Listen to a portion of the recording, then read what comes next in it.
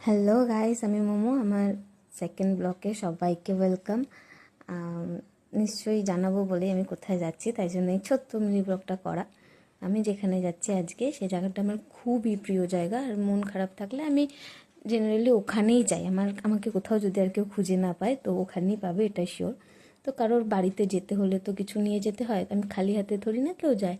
তো আমি দেখতে পাচ্ছ আমি মিষ্টি কিনতে চলে এসেছি, আর মিষ্টি কেনা হয়েও গেছে। যারা এই টালিগঞ্জ চত্বরে থাকো তারা এই রাস্তাটাতে খুবই তাদের জানা পরিচিত।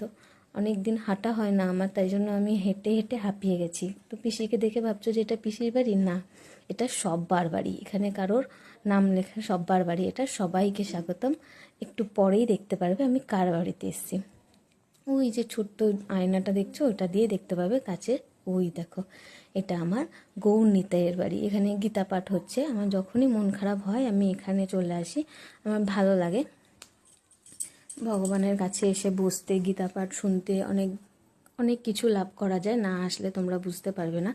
তো ভগবানের আরতি হচ্ছিল, আরতি হওয়ার সময় হয়ে গেছিলো। তো আরতির জন্য মানে যখন রাতে ভগবানকে ভোগ লাগায় তারপরে তো আরতি দেখে তারপর তো ঘুম পাড়ায়।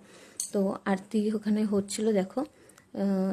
আরতি হওয়ার সময় আমাদের নাচ গান, মানে আমাদের তো বিশেষ করে আমার এখনও বৃন্দাবন যাওয়ার ভাগ্য হয়ে ওঠেনি। তো এটাই আমার ছোটোখাটো বৃন্দাবন।